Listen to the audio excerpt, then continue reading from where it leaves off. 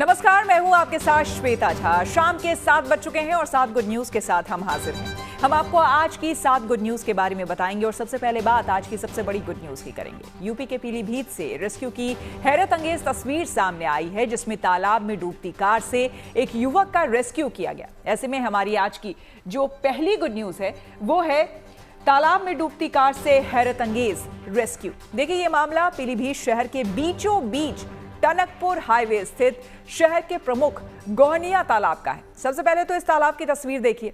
एक कार डूब रही है और उसके पास देखिए किस तरह से नाव से ये शख्स आता है और किसी को अंदर से खींचकर बाहर निकालते हुए आप देख पाएंगे। जो ड्राइविंग सीट पर बैठा हुआ शख्स है उसे बाहर निकाल रहा है। अब जरा इसकी पूरी कहानी आप सुन लीजिए।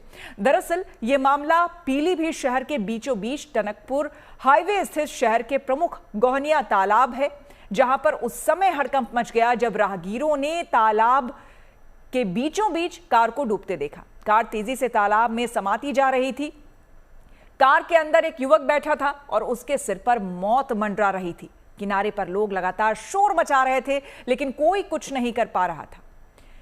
उसी बीच नाव पर सवार एक व्यक्ति देवदूत बनकर सामने आया और वो तेजी से, ये देखिए, यही कार जो है वो डूब रही थी और जिसको देखकर चारों तरफ जो लोग थे वो चिल्ला रहे थे, क्योंकि कार के अंदर जो बैठा ये शख्स था वो भी इस कार के साथ डूब रहा था। तभी नाव से देखिए ये शख्स आता है इसके पास देवदूत बनकर और कार के अंदर बुरी तरह से फंसे शिवम को उसने खींचना शुरू किया। इन तस्वीरों में आप देख सकते हैं किस तरह से शिवम को बाहर खींचा जा रहा है। इस शख्स की जिंदा दिली भी देखिए और देखिए हिम्मत भी देखिए कि डूबती कार के बीच से शख्स को बाहर निकाला। धीरे धीरे समाधि लेने लगी कार, लेकिन नाविक ने पूरा जोर लगाया। अब जिंदगी और मौत के बीच महज चंद पलों का फासला था, लेकिन अचानक से कार ने गोता लगाया। किनारे पर लोगों ने चिल्लाना शुरू किया कि डूब गया, लेकिन तभी हुआ चमत्कार। उस व्यक्ति ने कार सवार शिवम को ऐन मौके पर कार से खींच निकाला। युवक के निकलते ही कार का अगला हिस्सा तालाब में समा गया। इस बीच किनारे से एक और व्यक्ति आया, तालाब के बीचों बीच पहुंच गया और दोनों ने मिलकर उस व्यक्ति यानी शिवम को देखिए सुरक्षित किस तरह से किनारे पर ले आया। इस रोंगटे खड़े कर देने वाली रेस्क्यू में शामिल व्यक्ति क्या कह रहे हैं, अब आपको वो भी हम सुनाते हैं। सर, मैं इधर जा रहा था कार्यालय, अपने विष्णु महासंघ कार्यालय जा रहा था, तो मैंने देखा एक गाड़ी बीचा बीच में फंसी है, उसमें एक बंदा फंसा है। तो सब लोग तमाशा देख रहे थे, तो मैंने गाड़ी अपनी फेंकी और कपड़े निकाले, कूद गया। तो बंदे को तो बचा लिया, गाड़ी चली गई, उसको निकाल लिया। 1 सेकंड लेट हो जाता तो बंदा भी डूब जाता, बंदे को निकाल लिया। तो इस तस्वीर को एक बार फिर से आपको दिखा रहे हैं, क्योंकि देखिए इसमें न सिर्फ जिंदा दिली की बात है, बल्कि ये देखिए कितनी हिम्मत वाली बात है कि ये कार तो डूबी गई, लेकिन उस कार में सवार जो शख्स था शिवम, किस तरह से उसे 2 अनजान शख्स ने बचा लिया।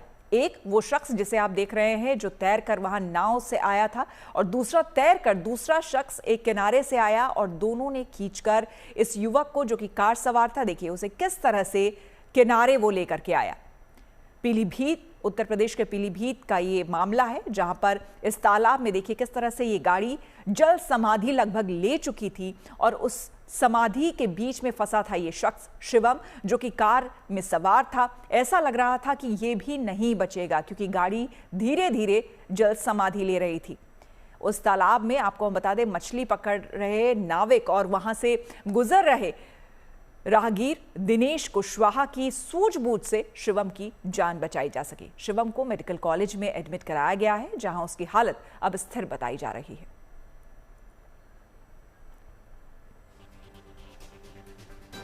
चलिए, हैरत अंगेज रेस्क्यू से अब बात धार्मिक और सांस्कृतिक वैभव की कर लेते हैं।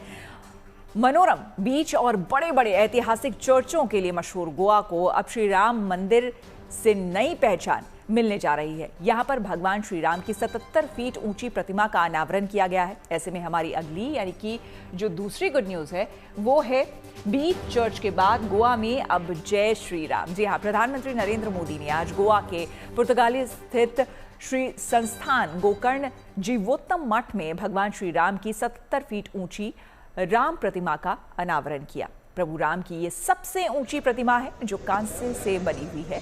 गोकर्ण जीवोत्तम मठ, यह मठ भारत के सबसे पुराने मठवासी संस्थानों में से एक है, जो अपने आध्यात्मिक, सांस्कृतिक और सामाजिक योगदान के लिए जाना जाता है और सारस्वत समुदाय में एक प्रमुख स्थान रखता है। ये मठ 13वीं शताब्दी में जगतगुरु माधवाचार्य द्वारा स्थापित द्वैत वेदांत परंपरा का अनुयायी है। इसका मुख्यालय दक्षिण गोवा के पुर्तगाली कस्बे में कुशावती नदी के किनारे स्थित है। यहाँ पर सदियों से आध्यात्मिक और सांस्कृतिक केंद्र के रूप में ये प्रतिष्ठित है। आध्यात्मिक केंद्र के रूप में विख्यात रहे इस मठ परिसर का जीर्णोद्धार किया गया है और इसे आधुनिक रूप दिया गया है। प्रधानमंत्री मोदी ने भी समारोह के दौरान मठ परिसर में स्थित मंदिर के दर्शन किए और पूजा अर्चना की। यहाँ पर प्रभु श्री राम की इस नई भव्य प्रतिमा को मशहूर मूर्तिकार राम सुतार ने तैयार किया है।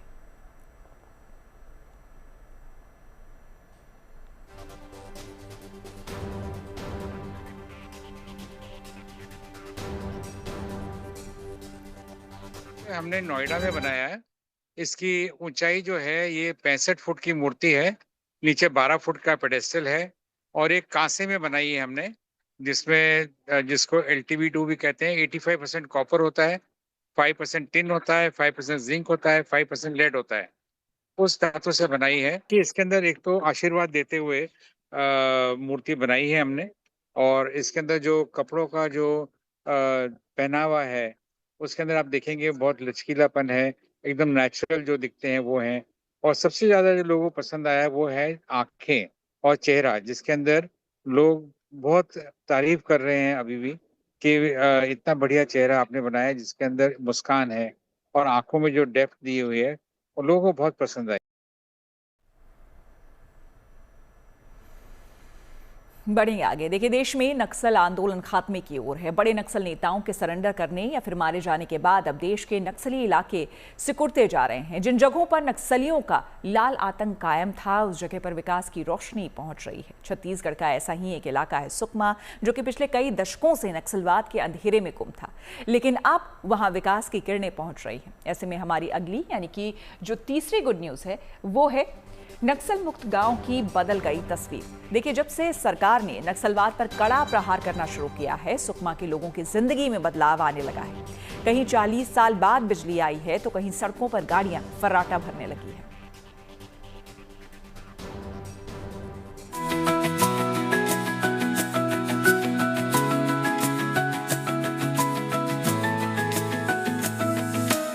सुकमा छत्तीसगढ़ का नक्सल प्रभावित इलाका। विकास को तरसता छत्तीसगढ़ का ये जिला दशकों बाद बिजली और सड़क जैसी बुनियादी सुविधाओं का आनंद लेता हुआ दिख रहा है।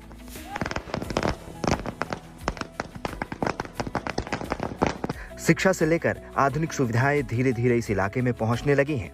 आधुनिक युग में जहां बिजली के बगैर जीवन की कल्पना दूर की बात है, बिजली के साथ सड़कों का भी बुरा हाल था। लेकिन अब सरकार की पहल और नक्सलवाद पर वार ने इस इलाके की खुशियां लौटा दी हैं। सुकमा के कई गांवों में बिजली और सड़क की सुविधा बहाल कर दी गई है। यही नहीं, शिक्षा मंदिर भी स्थापित हो गया है। इंटरनेट और बैंकिंग सेवाओं की भी शुरुआत हो गई है। आया कि नहीं आया? जी बिजली आया अभी होगा। आया है। अच्छा। अब यानी यहीं पर आपको, नहीं तो यहाँ से 20 किलोमीटर पैदल जाना पड़ता था। जी अब यहाँ पैदल या फिर साइकिल या फिर जिसका भी गांव वालों का ट्रैक्टर वगैरह रहने से उसमें जाते थे। मतलब 20 किलोमीटर पहले राशन लेने जाना पड़ता। जी अब यहीं पे मिल रहा है सब। जी स्कूल खुल गया यहाँ? जी स्कूल खुला है। स्कूल खुला, अब यही बच्चे पढ़ रहे हैं। तो पढ़ने के लिए कहाँ जाना पड़ता था? पहले मतलब अभी दोरनापल कहीं दूर जगह जाना पड़ता था। अच्छा, दूर जाना पड़ता था पढ़ाई के लिए। अभी यहीं पे मतलब 2 स्कूल है यहाँ पे। सरकार और सुरक्षा बलों के सख्त एक्शन से या तो नक्सली मारे जा रहे हैं या फिर आत्मसमर्पण कर रहे हैं, जिससे यहाँ के लोगों की जिंदगी अब पटरी पर लौटने लगी है। पहली बार कई गाँवों में सुविधा शिविर लगाया गया है, जहाँ लोग सरकारी सुविधाओं का लाभ लेने के लिए पहुँचने लगे हैं। गांव में बिजली आ गई है, सड़क आ गई है और यहाँ जन सुविधा शिविर लगाया गया है, जिसमें ग्रामीणों को शासन की योजनाओं का लाभ दिया जा रहा है। यहाँ पर हर विभाग के द्वारा अलग अलग स्टॉल लगे हैं, जहाँ पर राशन कार्ड बनाया जा रहा है, स्मार्ट कार्ड बनाया जा रहा है। सुकमा जिले के अंदरूनी इलाके में नक्सली कमांडर हिड़मा का खौफ हुआ करता था, जिसके चलते नक्सली इस जिले में विकास होने नहीं देते थे। बिजली के खंभे और सड़कों को नष्ट कर देते थे। लेकिन हिड़मा के मारे जाने के बाद सुकमा जिले में खुशी का माहौल है और विकास को नई रफ्तार मिलने लगी है। ग्रामीणों में काफी हर्षोल्लास का वातावरण है। पूर्ति में रोड, बिजली, सड़क, PDS, आंगनवाड़ी इत्यादि विकास कार्य जारी है। पूर्ति के अलावा सुकमा में जो अन्य पोहचविन गाँव है, वहाँ भी विकास को पहुँचाया जा रहा है। मुझे पूरी उम्मीद है आने वाले दिनों में सुकमा के जो अंदरूनी क्षेत्र है, जहाँ नक्सलवाद का प्रभाव था, वो कम होके विकास की तरफ सुकमा आगे बढ़ता रहेगा। करीब 40 साल बाद बिजली और सड़क का तोहफा मिलने से गांव वालों में खुशी का माहौल है। जिले में करीब हर गांव में विकास के काम रफ्तार पकड़ रहे हैं और लोगों को सरकारी सुविधाओं का लाभ भी मिलना शुरू हो गया है, यानी सकारात्मक बदलाव की बयार बह रही है। रुकमा से धर्मेंद्र सिंह के साथ bureau report, good news today. और अब बात पंजाब के एक ऐसे गांव की जिसे मॉडल गांव का दर्जा प्राप्त है। इस गांव को देखने, यहां का मैनेजमेंट समझने दूर दूर से लोग आते हैं। इस गांव को कई बार राष्ट्रीय और राज्य पुरस्कारों से सम्मानित किया जा चुका है। ये गांव है पंजाब के मोगा जिले का, जो दूसरे गांव के लिए प्रेरणा बना हुआ है। हमारी अगली यानी कि जो चौथी गुड न्यूज है वो इसी से जुड़ी है। पानी पराली प्रबंधन की सीख देने वाला गांव। देखिए, मोगा का रंसीकला गांव पानी की बर्बादी रोकने और पराली प्रबंधन के उपायों को अमल में लाने के लिए राष्ट्रीय स्तर पर सराहा जा रहा है।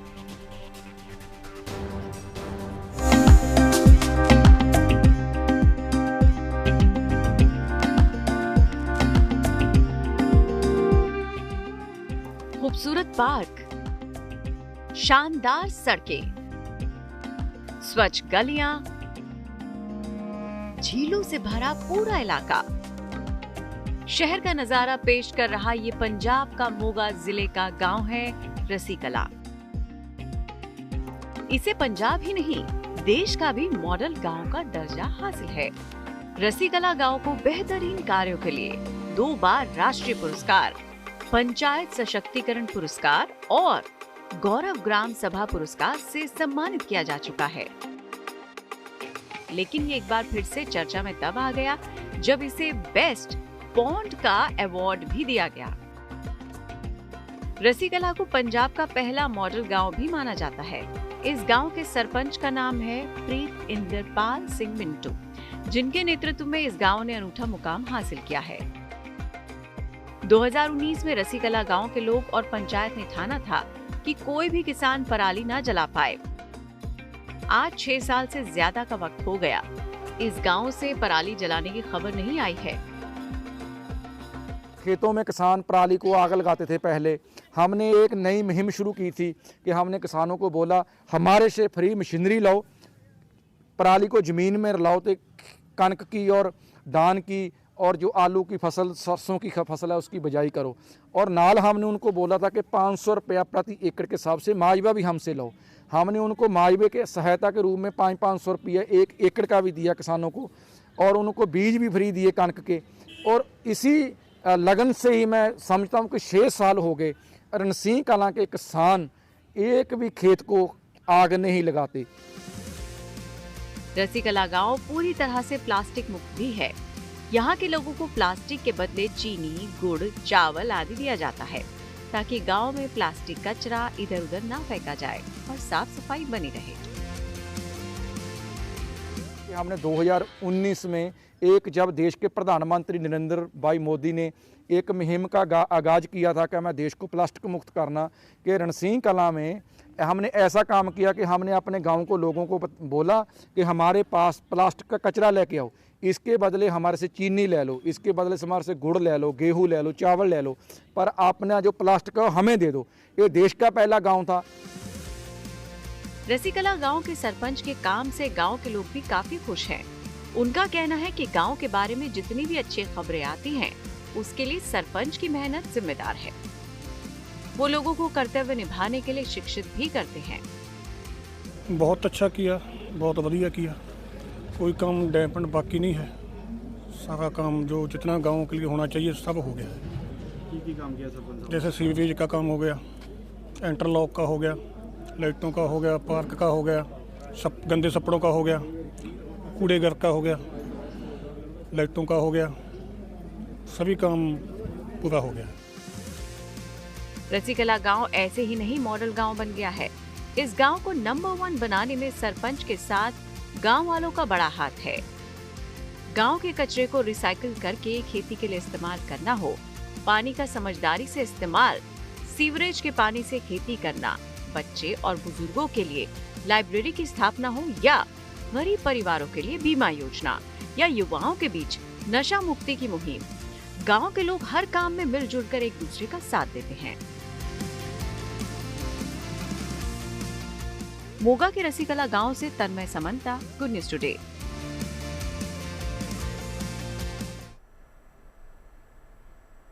चलिए और अब बात गुजरात की। गुजरात के भावनगर में रहने वाले गणेश बारैया ने शारीरिक अक्षमता के बावजूद डॉक्टर बनने का अपना सपना पूरा कर लिया। गणेश की लंबाई भले ही 3 फीट है, लेकिन उनके हौसले आसमान से भी ऊंचे, और यही वजह है कि उन्होंने सभी बाधाओं को पार करके डॉक्टर बनने का मुकाम हासिल किया। हमारी अगली यानी कि जो 5वीं गुड न्यूज़ है वो इसी से जुड़ी हुई है। 3 फीट लंबाई, डॉक्टर बनने के लिए लड़ी लड़ाई। जी हाँ, देखिए भावनगर जिले के तलाजा तालुका के एक गांव के रहने वाले गणेश बारैया अपनी जबरदस्त इच्छा शक्ति से अपने सपने को पूरा करने वाले वो व्यक्ति हैं जिन्होंने हारना नहीं सीखा। दरअसल गणेश बारैया को जन्म से ही ग्रोथ हार्मोन की कमी थी, जिससे उनका कद नहीं बढ़ सका और उनकी लंबाई केवल 3 फीट तक ही रह सकी। लेकिन कम लंबाई कभी भी उनके सपने के आड़े नहीं आ सकी। 12वीं पूरी करने के बाद जब उन्होंने मेडिकल की पढ़ाई करने की कोशिश की तो नियम कायदों के अनुसार उनके हाथों को बांधने की कोशिश की गई, लेकिन गणेश ने हार नहीं मानी और अपनी लड़ाई को वो सुप्रीम कोर्ट तक ले गए। सुप्रीम कोर्ट से पढ़ाई का हक हासिल करने के बाद उन्होंने मेडिकल की पढ़ाई पूरी की और अब वो डॉक्टर बन गए हैं। जब मैंने 12th पास किया तब मेडिकल काउंसिल ऑफ इंडिया ने मुझे MBBS में एडमिशन देने से मना कर दिया, क्योंकि मेरे फिजिकल डिसेबिलिटी की वजह से MCI कमेटी द्वारा मुझे रिजेक्ट किया गया। तब मैंने ये बात मेरे प्रिंसिपल डॉक्टर दलपत भाई कातरिया और रेवती सरवैया से बात की, तो उन्होंने गुजरात हाईकोर्ट में केस दाखिल करने का निर्णय लिया। गुजरात हाईकोर्ट में हम केस हार गए और उसके बाद उन्होंने सुप्रीम कोर्ट में केस दाखिल किया और सुप्रीम कोर्ट में हम केस जीत गए और 1 अगस्त 2019 को गवर्नमेंट मेडिकल कॉलेज भावनगर में मैंने MBBS में एडमिशन लिया। दहेज एक ऐसा अभिशाप है जिसको लाख प्रयासों के बाद अभी तक नहीं खत्म किया जा सका है, लेकिन मुजफ्फरनगर के युवा ने इसके खिलाफ एक शांत लेकिन मजबूत आवाज निकाली है, जिसकी इन दिनों खूब चर्चा हो रही है। इन्होंने 31 लाख रुपए दहेज लौटा दिए। ऐसे में हमारी आज की अगली यानी कि जो छठी गुड न्यूज़ है वो है लौटा दिया 31 लाख दहेज, 1 रुपए का शगुन लेकर की शादी। देखिए मुजफ्फरनगर में दूल्हे अवधेश राणा ने दहेज में मिल रही भारी भरकम रकम लेने से इनकार कर दहेज की कुप्रथा से जड़ से उसे समाज से समाप्त करने के लिए एक मिसाल पेश किया है।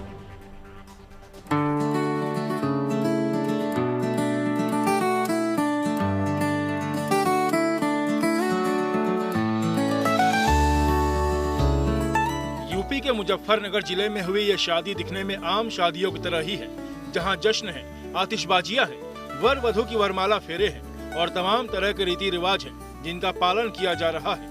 लेकिन आम से दिखने वाली शादी से समाज को बड़ा और गहरा संदेश दिया गया है। दरअसल बुढ़ाना तहसील के नगवा गांव के निवासी अवधेश राणा की शादी शाहबुद्दीन गांव की अदिति सिंह के साथ शहर के एक बैंक्वेट हॉल में 22 नवंबर को संपन्न हुई। शादी के दौरान अवधेश राणा को वधू पक्ष की तरफ से 31 लाख रुपए की रकम दी जा रही थी। लड़की के परिजन अवधेश के हाथों में 31 लाख रुपए के नोटों से सजी थाली सौंपने की कोशिश करते हैं, लेकिन अवधेश उस थाली को लेने से इनकार करते हुए अपने हाथ जोड़ लेते हैं। अवधेश ने इस रकम को विनम्रता पूर्वक हाथ जोड़कर लेने से इनकार कर दिया।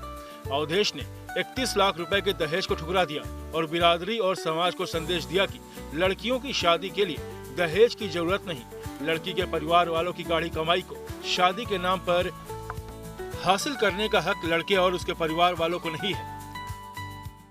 हमारा तो ये घर परिवार का सभी लोगों का ही मानना था कि सभी भी रिश्ता होगा। हमारी पहले से ये सोच थी कि हमें केवल 1 रुपए का रिश्ता करना है। जब लड़की वाले देखने के लिए आए तब भी हमारे पापा जी के बड़े भैया की यही बात थी कि हमें 1 रुपए का रिश्ता ही करना है।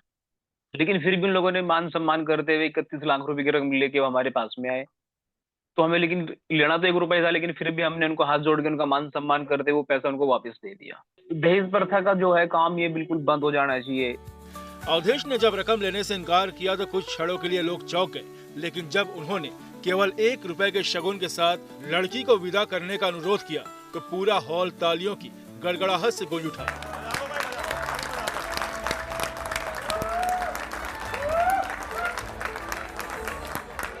उन लोगों को तो बहुत अच्छा लगा कि भाई कोई आदमी इस तरह के भी हैं कि जो इतनी मोटी रकम देखने के बाद में भी और अपना पैसा वापस दे दे रहे हैं। वो लोग सभी खुश हुए, पूरा गांव के अंदर कोई खुशी का माहौल है, जो भी मिलने जुलने वाले हैं सभी के फोन भी आ रहे हैं कि बहुत अच्छा हुआ ऐसा कदम, और ये होना भी चाहिए। हमारी युवा पीढ़ी को, आने वाली पीढ़ी को भी ये चीज से सबक लेनी चाहिए कि हमें 1 रुपए का ही रिश्ता करना चाहिए। पूरा परिवार साथ है, पूरा का सभी का भरपूर सहयोग मिला है और सभी लोग खुश भी हैं, हमारी तरफ वाले भी और लड़की की साइड वाले भी, सभी लोग बहुत खुश हैं इससे। अवधेश ने विवाह को संस्कारों और समानता पर आधारित रखते हुए दहेज मुक्त विवाह कर ये साबित किया कि खुशहाल वैवाहिक जीवन के लिए दहेज नहीं बल्कि संस्कार और सहयोग की आवश्यकता होती है। अवधेश जैसे लोगों का ये कदम युवाओं को प्रेरणा देने वाला है और सामाजिक सुधार की दिशा में एक बड़ा और सराहनीय प्रयास है। आप ये देखिए कि एक बाप अपनी लड़की को पाल पोस के बड़ा करता है, पूरे जीवन भर उसके लिए पैसा इकट्ठा करता है कि उसकी शादी करनी है। और बहुत जगह तो ऐसा होता है कि भाई पैसों का बंदोबस्त भी नहीं होता, लेकिन फिर भी कर्ज से लेके, बैंक से लेगा, किसी से भी लेगा, उधार लेगा, फिर उसको देने के लिए पूरा जीवन निकल जाता है। तो इसलिए दहेज प्रथा पे तो मेरी अपील यही है सभी से कि दहेज प्रथा बिल्कुल बंद हो जानी चाहिए। सभी अपना 1 रुपए से लेके रिश्ता करें। अवधेश एक कारोबारी परिवार से आते हैं। वो और उनका पूरा परिवार दहेज प्रथा के खिलाफ रहे हैं। अवधेश मानते हैं कि युवा जब इस कुप्रथा के खिलाफ खुद आगे आएंगे तो इस विषय पर सामाजिक चेतना का संचार होने के साथ समाज में बदलाव होगा। दहेज प्रथा समाज में महिलाओं के प्रति भेदभाव और आर्थिक बोझ का कारण बनती रही है।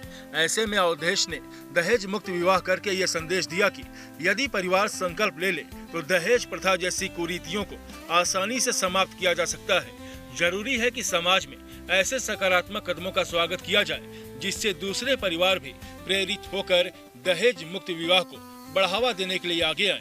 मुजफ्फरनगर से संदीप सैनी के साथ bureau report, good news today.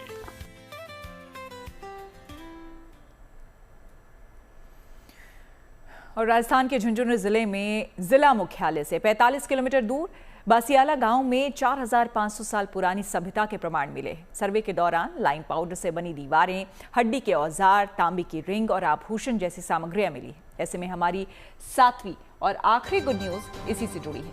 Alwar में 4500 साल पुरानी सभ्यता के निशान। देखिए, झुंझुनू जिले के बासियाला गांव पुरातत्व विभाग का केंद्र बन चुका है। 2011 से यहां पर खोज के बाद गणेश्वर जोधपुरा सभ्यता के प्रमाण मिले हैं। ऐसे में पुरातत्व विभाग ने पुरातत्व उत्खनन का काम शुरू किया। इसके बाद चौंकाने वाले परिणाम सामने आए। पुरातत्व विभाग की टीम को पहली बार गणेश्वर सभ्यता के लोगों की बस्तियों के प्रमाण मिले। खुदाई में शोधकर्ताओं को प्राचीन घरों के प्लेटफॉर्म, ईंटों से बनी दीवारें, जल निकासी के लिए बनी संरचनाएं और मिट्टी से बने बर्तनों के अवशेष मिले। इन खोजों से यह स्पष्ट दिखाई देता है कि यहाँ रहने वाले लोग एक सुनियोजित जीवन पद्धति अपनाते थे। मिट्टी के चूल्हे, स्टोरेज और अन्य घरेलू वस्तुएं इस बात का संकेत देती हैं कि ये क्षेत्र विकसित सामाजिक और घरेलू व्यवस्था का केंद्र रहा होगा। हमें गणेश्वर जोधपुरा का जो टिपिकल पॉटरी होता है, ठेकरी होता है, हमें वो बहुत भारी मात्रा में मिल रही है। हमें हड्डियाँ मिल रही हैं, हमें हड्डियों के औजार, पत्थरों के औजार, बीड, कार्नेलियन के, स्टीयरटाइट के, ये डिफरेंट तरह के बीड्स हमें मिल रहे हैं। तो ये बेसिक एंटिक्विटीज़ है, ये बेसिक कल्चरल मटेरियल है जो कि गणेश्वर सभ्यता का बहुत ही टिपिकल कल्चरल मटेरियल है। कॉपर के कुछ हमें आर्टिफैक्ट्स मिले हैं क्योंकि कहा जाता था कि गणेश्वर जोधपुरा सभ्यता यहाँ इस। चलिए, इसी के साथ 7 बजे 7 गुड न्यूज़ में मेरे अनिश्वता झा के साथ फिलहाल इतना ही। देश दुनिया के तमाम पॉजिटिव खबरों के लिए देखते रहिए गुड न्यूज़ टुडे।